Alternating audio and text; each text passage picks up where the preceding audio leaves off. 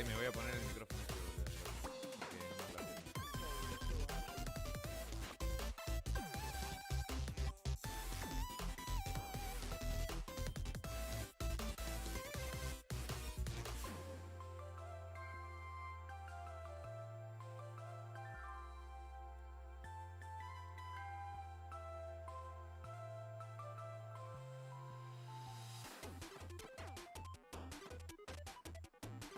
Oh, that's some bullshit.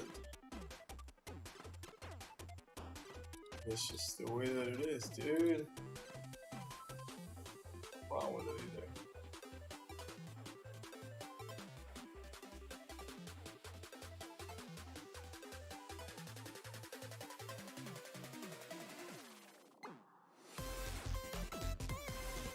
I'll leave that one.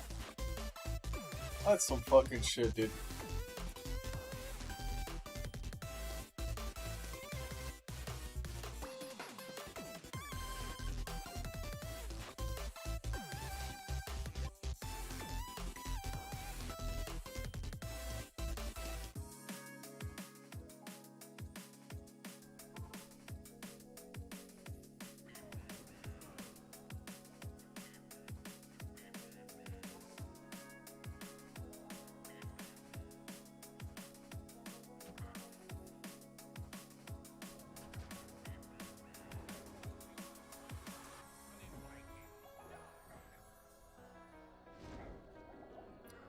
Teleporting is you take damage.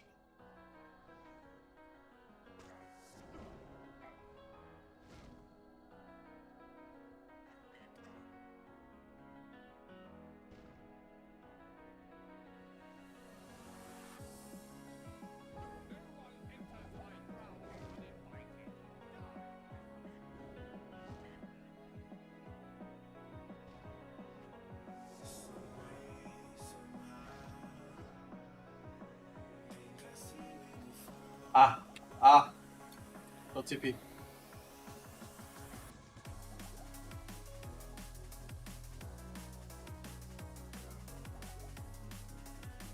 Miss, huge. Wait, I hit. I got no complaints.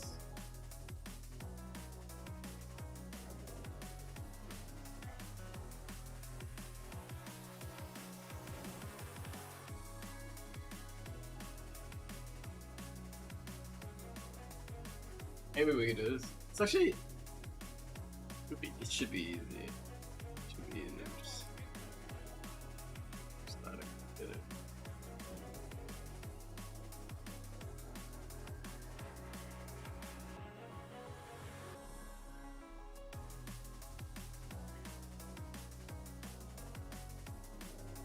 Ah.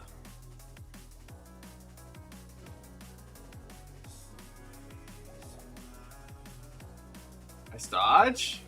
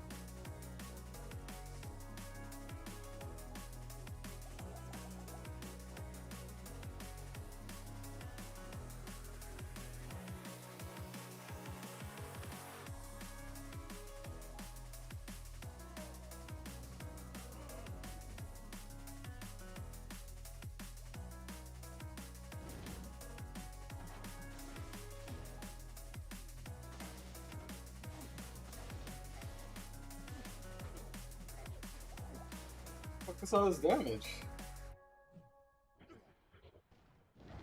Oh?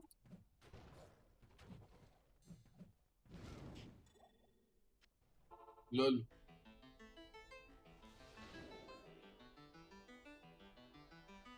Lol.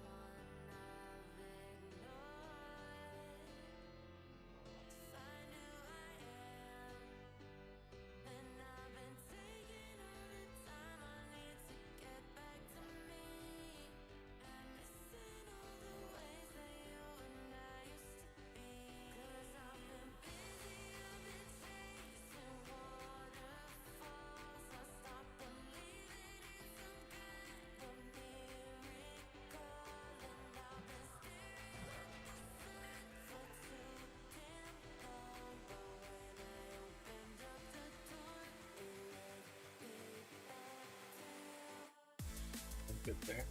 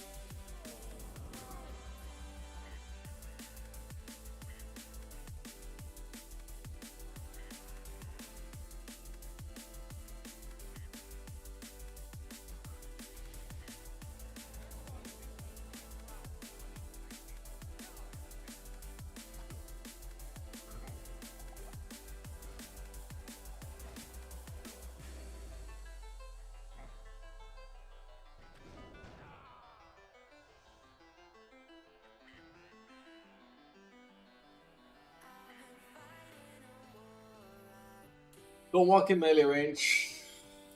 Just run away, man. You have the speed. Run away. Run away. Run away.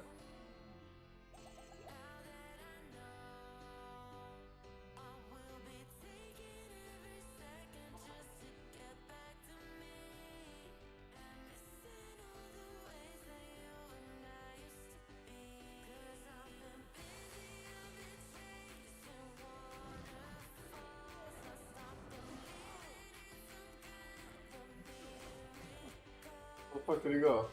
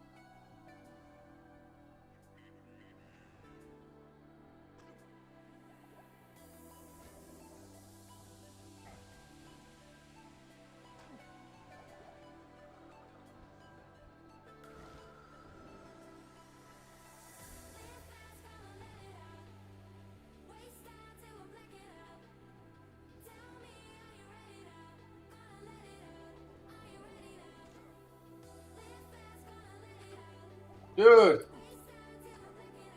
Dude! I'm dead. He's gonna jump on me right now. Wait, I'm not dead.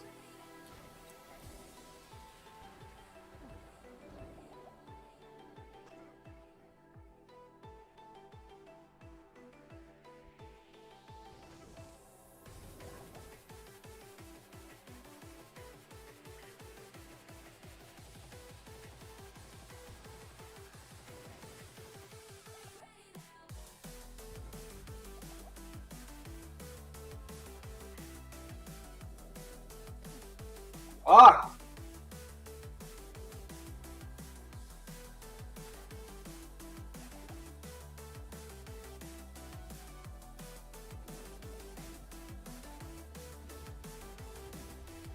Dude, so much damage. Did I go through that? Yeah.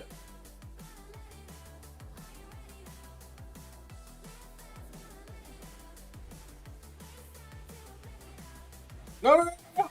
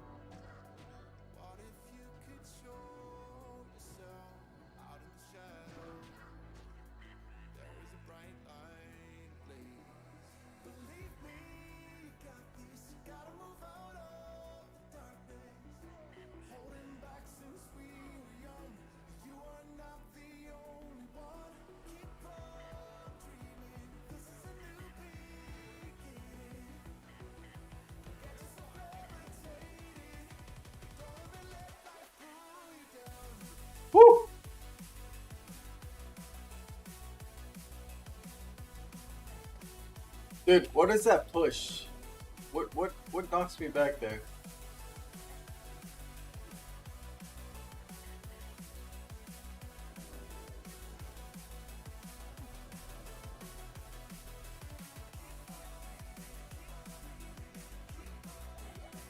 Dude, I don't.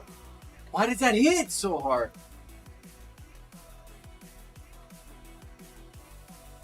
Avoid it.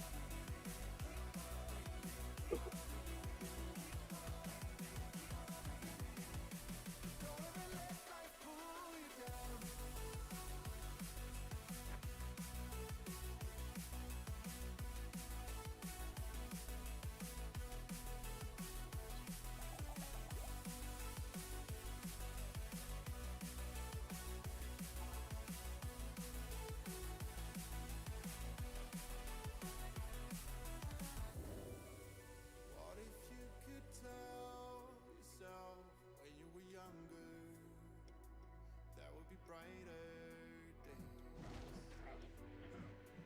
What if you could show yourself out in the shadows? There is a bright light ablaze. Believe me, you got this. Gotta move out of the darkness. Holding back since we were young. You are not the only one. Keep on dreaming. This is a new beginning. Get yourself levitating. Don't ever let life pull you down.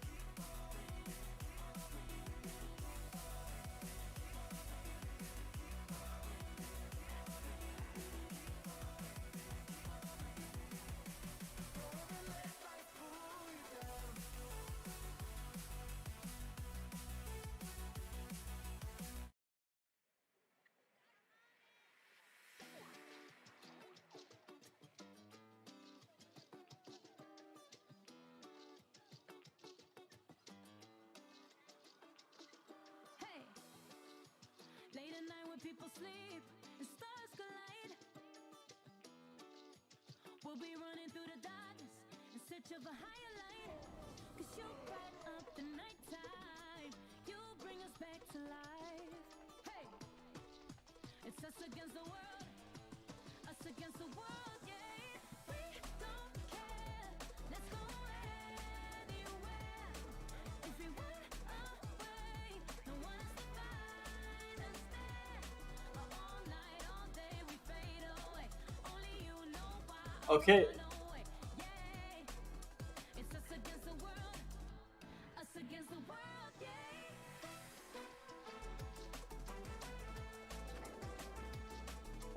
Horrible.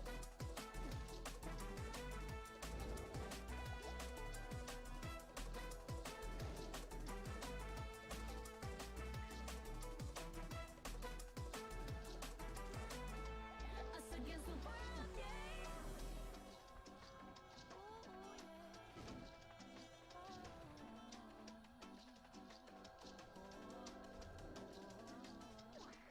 Hey, late at night when people sleep and stars collide, yeah, we'll be running through the darkness in search of a higher light.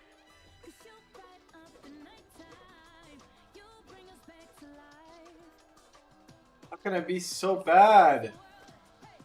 Us against the world, yeah. We don't care, let's go anywhere.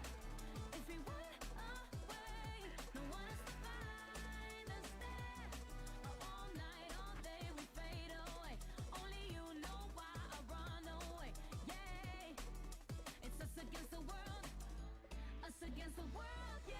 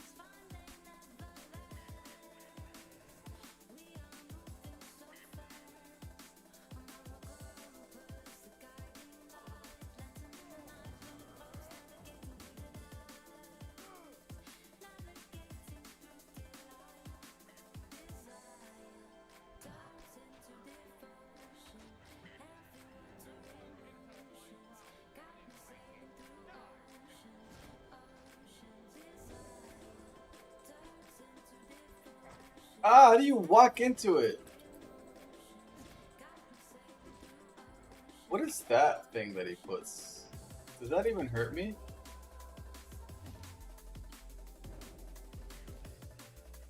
Like if I walk into that, does that hurt? This. It does. Gotcha.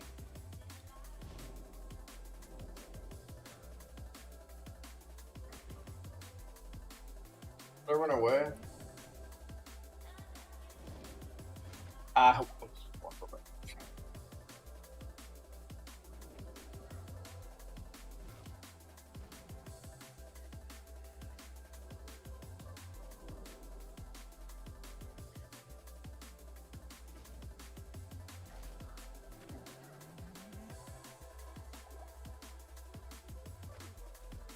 Dude, that shit hurts.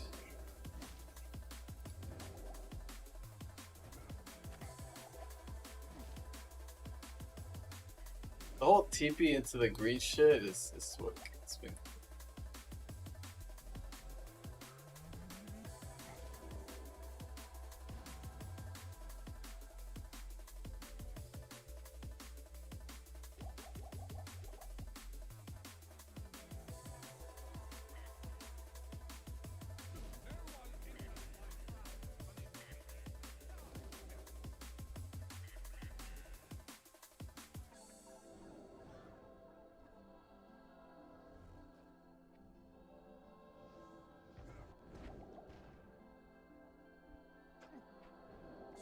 Please, please, let me live.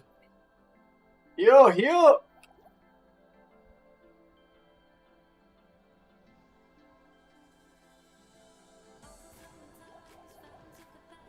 Oh, little green juice over there, dude.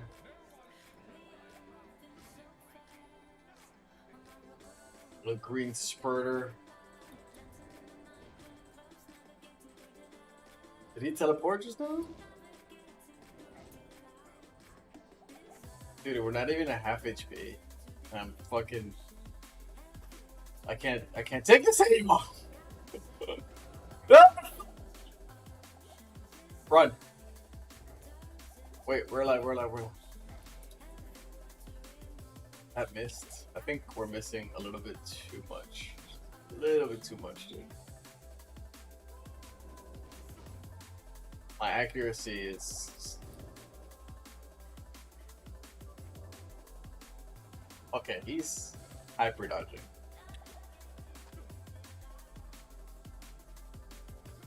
Okay, yeah, I'm running into all of them. I'm running into all of them right now.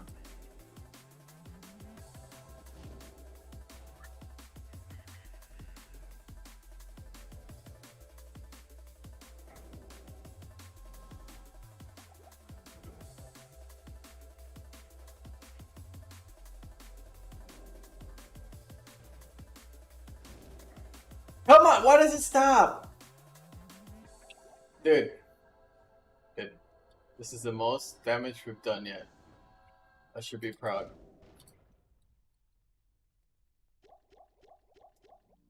It's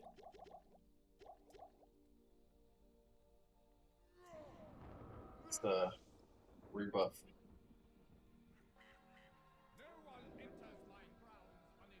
Okay.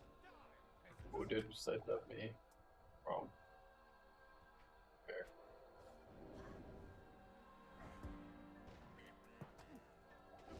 I'm dead. Oh my god, I'm not dead.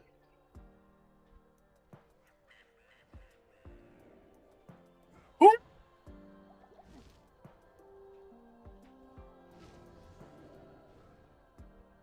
think I hit. Running all the way, I think I have to.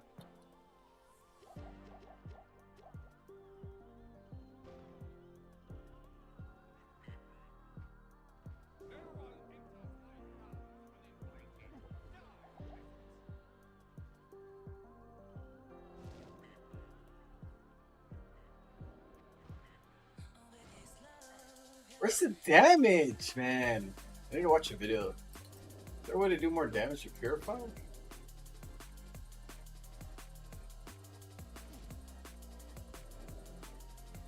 1,000,000 hits?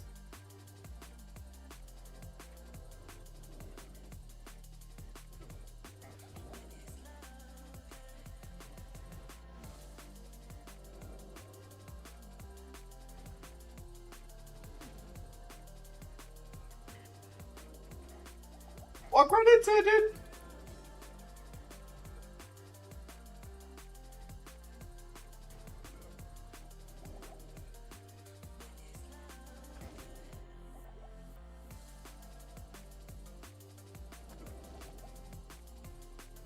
Running away, running away, running away, running away, running away, running away. Reset, reset, reset, reset. Reset. Like, it does no damage.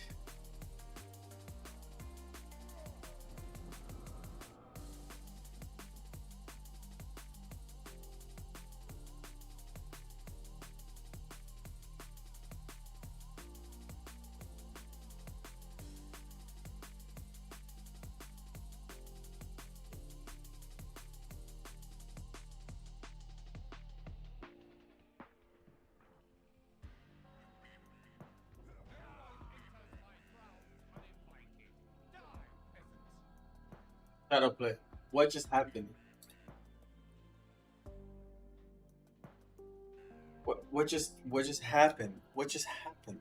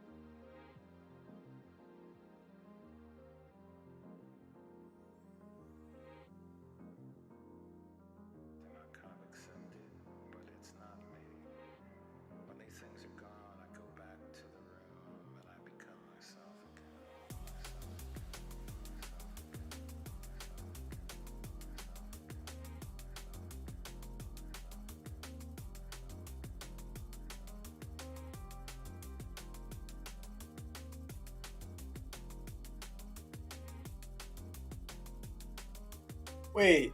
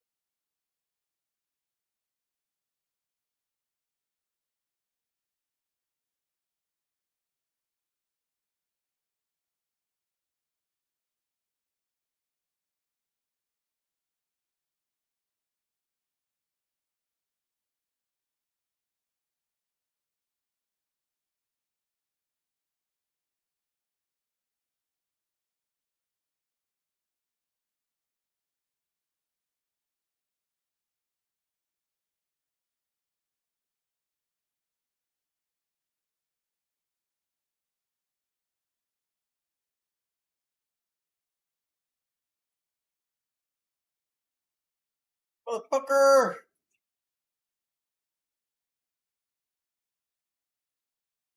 And that is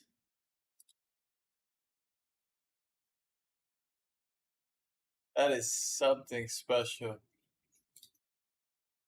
Remove.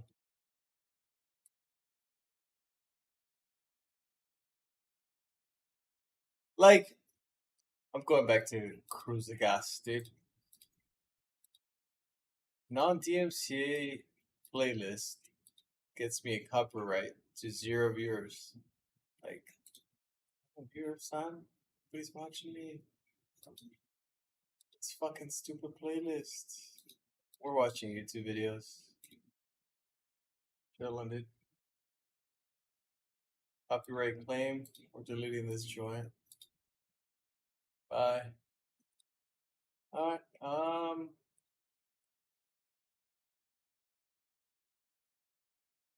see, bro, what are we gonna watch? Watch some, what's the gas, dude? Alright, what are you doing with your life? Oof, man, this might hurt. Might hurt me so much.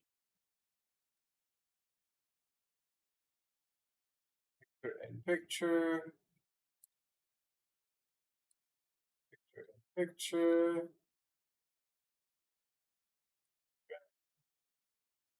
Yeah.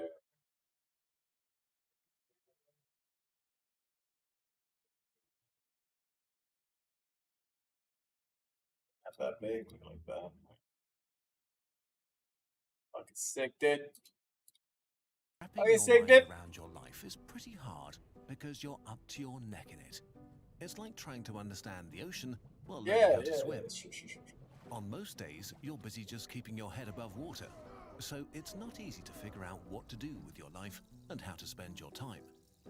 There are a million distractions: your family, friends and romantic partners, boring work, and exciting projects, video games to play and books to read. And then there's your couch that somebody needs to lie on. It's easy to get lost. So let's take a step back and look at your life from the outside.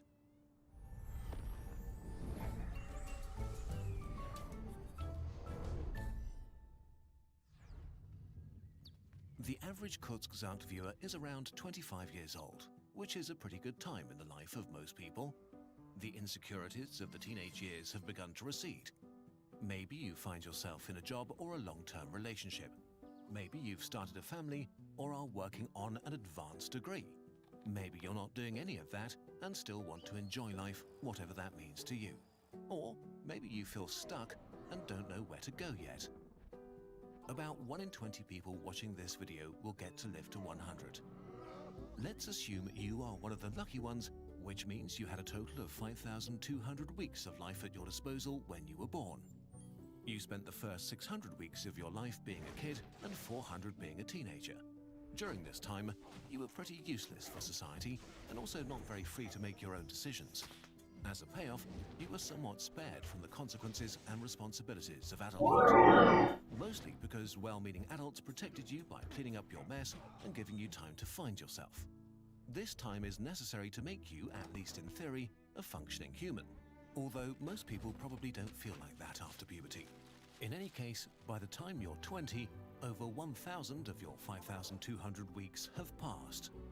Depending on what you aspire to, at this point you're either working already or have entered further education. The amount of fun you can have in this phase of your life varies a lot. If you pick up a trade or need to work to support yourself or others, the serious side of life begins earlier. If you go to university, you get to push back work life a bit longer. In any case, most people start working for real in their 20s at the latest, which begins the productive or potentially grindy or soul-crushing period of your life. People tend to work until the age of 65, which means that you'll spend at least 2,000 weeks of your life with serious adult work, hopefully in a job that makes you feel good and appreciated or that makes the world better. This is such an important thing that we'll look at work and how you can try to find a satisfying career in another video. This is the main block of life for most people, the time when you might have kids and travel a bit, and climb the career ladder, and build a house, may get divorced and fall in love again. In this phase, you transition from being young to middle-aged to old. Not old, but the young old of your 60s. At 65, you've used up 3,400 of your 5,200 weeks. The last phase of your life begins. If you've managed to acquire enough wealth to retire, in theory, you're now free to do whatever you like for up to 1,800 weeks. But of course, this is not how it works for the majority of you watching this video. 19 out of 20 people will not live to 100. The average lifespan in the US is 79. In Germany, it's 81. In Japan, 84. In Brazil, it's 75. If you die at age 80, which is still not bad, you only have 780 weeks of freedom after you retire. That's roughly as many weeks of freedom as an old person as you spent as a child. Unfortunately, disease and the tiredness of age trip you up here, because with old age, the human body begins to decline sharply. For example, the vast majority of cancer-related deaths occur in people over 70. If you bet all your fun cards on being free and happy in your retirement, you might be bitterly disappointed. And all of this is still assuming things work out and you even get to grow old. You can drown in a pool at age 7, get cancer at age 32, die in a car crash at age 48. You can fall from a ladder at age 60. Every day the universe rolls a bunch of dice for every human, and every day someone somewhere on this planet rolls a critical failure and their life ends that day. The older you get, the more dice are rolled for you. Usually when you swim through the ocean that is your life, you don't think about all of this too much, and that's fine. Life is engaging enough by itself, and the future is this undefined weird thing. But thinking about it from time to time is helpful in refocusing on what you want to do and to minimize regrets you will have when you look back. And to remind you that if you don't use your time today, you might not get a chance to use it tomorrow. Life is complicated, and it's hard to make decisions between all the things and people that are important to you. This has become painfully obvious to billions of people during the coronavirus pandemic. If you respected social distancing, so many things that we took for granted were not available anymore. Traveling and public places and eating out and seeing friends and meeting new people. Spending time together became limited and precious, but actually, the time you have with the people you love is already precious. Think of your parents. As a child, you spend basically every day with them. Your time spent together begins to decline as you transition and become a teenager and fight to develop your own identity.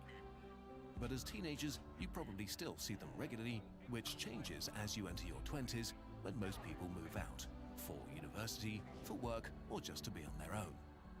If you're making an effort to be with your parents for 2 full weeks each year for the rest of their lives, which covers the main holidays, birthdays, and a bit extra, you still have already spent more than 90% of the time you will ever spend with them, even if they grow pretty old. If they die earlier, or if you see them only a few days each year, this number shrinks even more. So, in all likelihood, the vast majority of time you will ever spend with your parents has passed. The same holds true for your siblings or old friends that moved to the other side of the country. You're at the tail end of the time with some of the most important people in your life. One day, you will see them for the last time. And it's actually the same with everything else. The concept of doing something for the last time feels eerie, like something that you should only experience when you're on death row or This is shit. extremely old or something like that. But it happens all the time.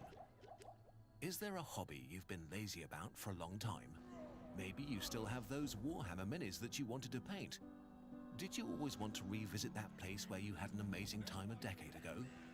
Is there someone you wanted to reach out to for a long time but haven't yet? Or pick up that sport again to meet new friends?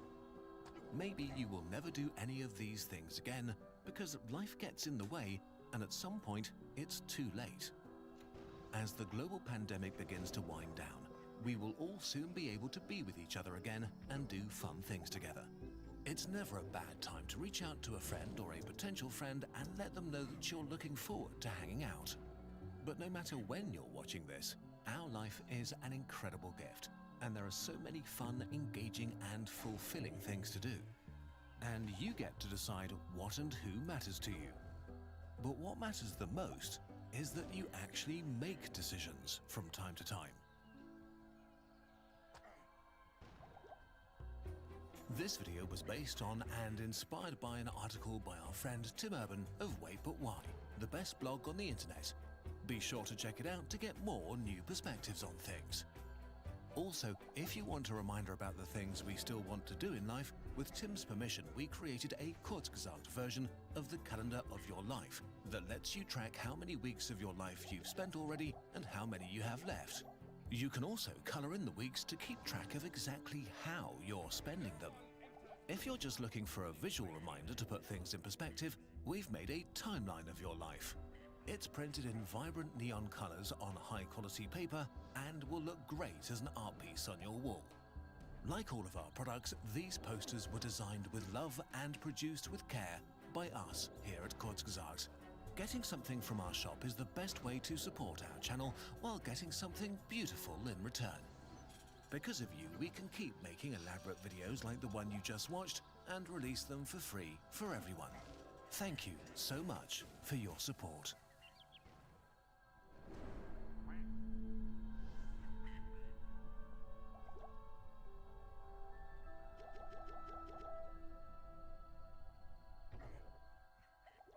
Everybody is familiar with the feeling that things are not as they should be, that you're not successful enough, your relationship's not satisfying enough, that you don't have the things you crave. That made me cry. A chronic dissatisfaction that makes you look outwards with envy and inwards with disappointment. Pop culture, advertising, and social media make this worse by reminding you that aiming for anything less than your dream job is failure. You need to have great experiences constantly, be conventionally attractive, have a lot of friends, and find your soulmate, and that others have all of these things and are truly happy. And of course, a vast array of self-improvement products implies that it's all your fault for not working hard enough on yourself. In the last 2 decades, researchers have been starting to investigate how we can counteract these impulses. The field of positive psychology emerged, the study of what makes life worth living, while cognitive behavioral therapy was developed to change negative feelings. Scientists began to ask, why are some people happier and more satisfied than others, and are there ways to apply what they're doing right to the rest of us? In this video, we want to talk about one of the strongest predictors of how happy people are, how easily they make friends, and how good they are at dealing with hardship. An antidote to dissatisfaction, so to speak. Gratitude. While gratitude may sound like another self-improvement trend preached by people who use hashtags, what we currently know about it is based on a body of scientific work and studies. We'll include them in the description. Gratitude can mean very different things to different people in different contexts. It's a character trait, a feeling, a virtue, and a behavior. You can feel grateful towards someone who did something for you, for random events like the weather, or even for nature or fate. And it's wired into our biology. How gratitude connects us to each other. The predecessor of gratitude is probably reciprocity. It likely evolved as a biological signal that motivates animals to exchange things for their mutual benefit and can be found in the animal kingdom among certain fish, birds, or mammals, but especially in primates. When your brain recognizes that someone's done something nice for you, it reacts with gratitude to motivate you to repay them. This gratitude makes you care about others, and others care about you. This was important because as human brains got better at reading emotions, selfish individuals were identified and shunned. It became an evolutionary advantage to play well with others and build lasting relationships. For example, if you were hungry and someone else showed you where to find tasty berries, you felt gratitude towards them and a bond to return the favor in the future. A drive to be pro-social. When you repaid them, they felt gratitude towards you. This brought your ancestors closer together and forged bonds and friendships. So early forms of gratitude were biological mechanisms that modified your behavior towards cooperation, which helped humans to dominate Earth. But over time, gratitude became more than just an impulse to play fair. The consequences of gratitude. Scientists found that gratitude stimulates the pathways in your brain involved in feelings of reward, forming social bonds, and interpreting others' intentions. It also makes it easier to save and retrieve positive memories. No! Even more, gratitude directly counteracts negative feelings and traits like envy and social comparison, narcissism, cynicism, and materialism. As a consequence, people who are grateful no matter what for tend to be happier and more satisfied. They have better relationships, an easier time making friends. They sleep better, tend to suffer less from depression, addiction, and burnout, and are better at dealing with traumatic events.